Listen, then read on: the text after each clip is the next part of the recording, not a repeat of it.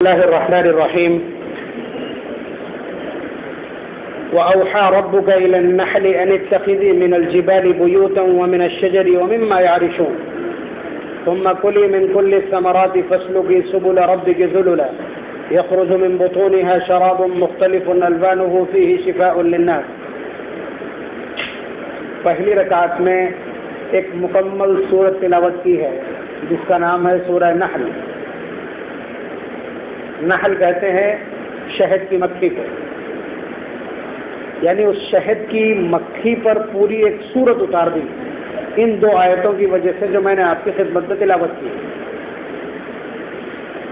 اللہ تبارک و تعالیٰ پیچھے سے ایک مضمون بیان کر رہے ہیں کہ ہم نے انسان کے لیے کس طرح سے اس کائنات کو سجایا ہے اور اس کے پورے نظام کو بنایا ہے، جانوروں کے اندر اس کے لیے کیسا کیسا نفع رکھا ہے. ابھی پچھلی آیت میں اللہ نے بیان کیا وَإِنَّ لَكُمْ فِي الْأَنْعَامِ لَعِبْرَةً کہ چوپایوں میں، چار پیر والے جانوروں میں بھی تمہارے لیے بڑی نصیحت اور بڑی عبرت کا سامان ہے.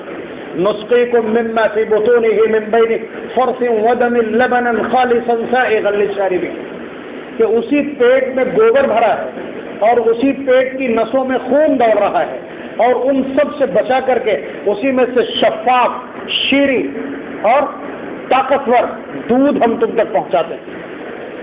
یہ اللہ تعالیٰ نے بیان کیا. اس کے بعد آگے اور پھلوں کا تذکرہ کیا. پھر اس کے بعد یہ بات بڑے البیلے انداز میں بیان کی. اللہ تعالیٰ کہتے ہیں وَأَوْحَىٰ رَبُّكَ إِلَى النَّحْلِ کہ ہم نے شہد کی مکھیوں کے پاس وحی بھیجی، یعنی ان کو حکم دیا أَنِ اتَّخِذِي مِنَ الْجِبَالِ بُيُوتًا کہ وہ پہاڑوں میں اور اونچی جگہوں پر اپنے گھر بنائیں، وَمِنَ الشَّجَرِ اور درختوں کے اوپر اپنے گھر بنائیں، وَمِمَّا يَعْرِشُونَ اور لوگوں کے اونچے اونچے لینٹل میں گھر بنائیں.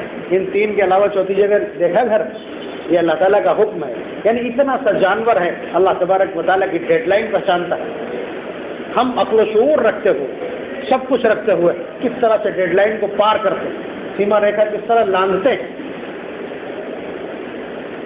ثم کلی من کل الثمرات پھر اللہ تعالیٰ فرماتے ہیں کہ ہم نے اسے حکم دیا کہ تم تمام پھل اور پھولوں کے اوپر سے کھاؤ اور جمع کرو.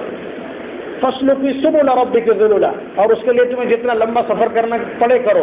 اللہ تعالیٰ نے اس کے لیے ایسا سینسر لگا دیا ہے جس راستے سے واپس گئی ہے وہ اسی راستے سے واپس آ جائے. فضان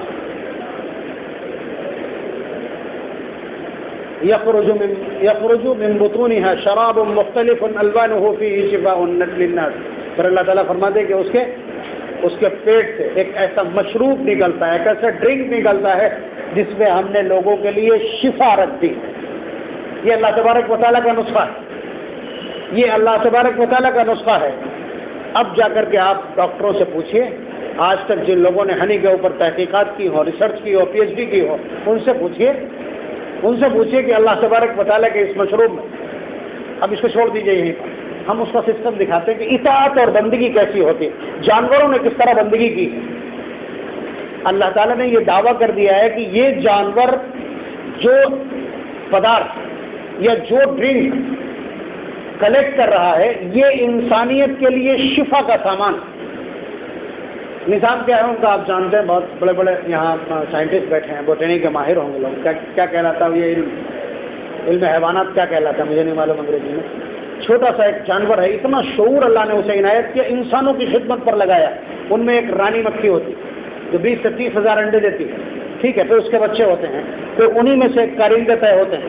کچھ کا کام ہے موم لا کر کے گھر بنانے کے لیے فراہم کرنا، کچھ کا کام ہے انڈوں کی رکھوالی کرنا، کچھ کا کام ہے اس گھر کو، انہی میں انجینئر بھی ہوتے ہیں. آپ اپنے سارے انجینئرنگ کے آلات لے آئیے، سارے پرکار اور سارے وہ انچ اور سینٹی میٹر ناپنے والے، اور ان کے بنائے ہوئے کسی گھر میں ایک بال کے برابر فرق دکھا دیجیے. یہ کمال ہے ان کا. اللہ تبارک و تعالیٰ نے انہیں شعور عنایت کیا. سب سے جو سینسٹیو ان کا سسٹم اور نظام ہے، ان کی تنظیم کاری ہے، پالیٹکس ہے ان کی، وہ یہ ہے کہ جو رانی مکھی ہے اس نے کچھ باقاعدہ ٹیسٹ کرنے والے، باقاعدہ ان کی لیب ہے، لیب کے کچھ نگراں بنا دیے.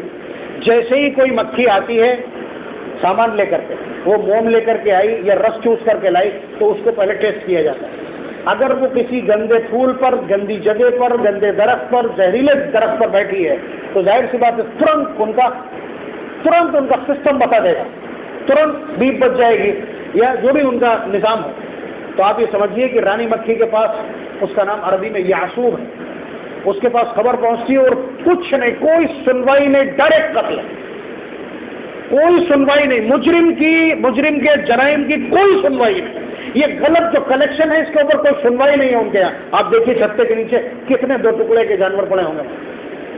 وَلَكُمْ فِي الْقِصَاصِ حَيَاةٌ، اللہ تبارک و تعالیٰ نے دعویٰ کیا نا کہ قصاص میں زندگی ہے۔ اگر کوئی جرائم پیشہ فرد معاشرے میں رہ رہا ہے، اس کے مر جانے سے یا اس کے ختم ہو جانے سے پورے معاشرے کو زندگی ملتی ہے۔ تو آپ یہ سمجھیے کہ اللہ تبارک و تعالیٰ نے ایک ایسا پدارتھ تیار کرنے کا حکم دیا ہے تو اس کے اوپر سینسر کس طرح کا لگایا ہے۔ ہمیں ایک صاف ستھرا ایمان اور صاف ستھرا عمل، شرک سے پاک عقیدہ رکھنے کے لیے کہا ہے۔ ہم نے کتنی غلطیں جمع کی، ہماری اپنی کمائی میں کتنے سینسر ہے، ہمارے پاس عقل ہے، شعور ہے، قرآن جیسا فنڈامنٹل موجود، محمد رسول اللہ صلی اللہ علیہ وسلم جیسا دنیا اوپر قائد اور رہبر موجود، ہمارے پاس صحابہ جیسا آئیڈیل موجود ہے، پورا زمانہ ہمارے سامنے آئیڈیالوجی کا موجود ہے۔ اس کے باوجود ہمیں پرواہ نہیں ہے کہ پیسہ کس طرح کا آ رہا ہے۔ گھر میں بچے کے پاس یا بچی کے پاس یہ استعمال کی چیزیں کہاں سے اور کیسے آ رہی ہیں، ہمارے پاس کوئی سینسر نہیں، ہمارے پاس کوئی سینسر نہیں۔ ان کے پاس اتنا خطرناک سینسر ہے کہ اگر کسی زہریلے درخت پر بیٹھ کر کے مکھی آ جائے تو قتل اس کا انجام۔ اللہ تبارک و تعالیٰ نے ایک نظام بنایا ہے اور اس نظام کے اوپر وہ چل رہی ہیں، وہ ہم کو شہد دے رہی ہیں جو ہماری صحت کی ضمانت۔ اطباء آج تک پریشان ہیں، سائنٹسٹ آج تک پریشان ہیں کہ دیکھیے 2 چیزیں ہوتی ہیں، ایک تو منہ سے نکلنے والی چیز ہے اس کو لعاب کہتے ہیں، اور ایک پخانے کے مقام سے چیز نکلتی ہے اسے فضلہ کہتے ہیں۔ ٹھیک ہے، یہ کیا ہے، یہ لعاب ہے یا فضلہ؟ یہ بڑا مشکل ہو گیا ہے۔ ارسطو تعلیف جسے آپ ارسطو کہتے ہیں، ارسطو نے مکھیوں کو ایک شیشے کے چھتے میں اندر کر کے بند کر دیا کہ یہ دیکھنا ہے کہ ان کے منہ سے نکلتا ہے یہ پدارتھ یا پچھلے حصے سے نکلتا ہے۔ ان مکھیوں نے اندر پہنچنے کے بعد اس پورے شیشے کو پہلے پوت دیا، پورے شیشے کو پوت دیا کہ بالکل ایک دم بند ہو گیا، وہ کہیں سے نظر آنے لائق نہیں بچا۔ تب پھر اس کے بعد انہوں نے کارروائی شروع کی۔ اللہ تبارک و تعالیٰ کا نظام ہے، اس راز کو وہ فاش نہیں ہونے دینا چاہتے۔ ان کا حکم کون سے چل رہا ہے؟ آپ کے لیے چل رہا ہے، آپ کیا کر رہے ہیں؟ اللہ تعالیٰ نے ساری کائنات کو، اور اس وقت رمضان المبارک میں مچھلیوں کی ڈیوٹی ہے کہ وہ آپ کی دعا پر آمین کہیں گے۔ آپ کی دعائیں، آپ کے گناہ، ہماری دعائیں ہمارے گناہوں کی وجہ سے کمزور پڑ جائیں، مگر ان معصوموں کی آمین کی وجہ سے، اس کے پاور سے وہ دعائیں آسمان کی اور عرش کی بلندیوں تک پہنچتی ہیں۔ کنکر پتھر، درندے اور زہریلے جانور، یہ درخت، پیڑ اور پودے سارے کے سارے ہماری دعا میں لگے۔ ہمارا اپنا کیا حال ہے؟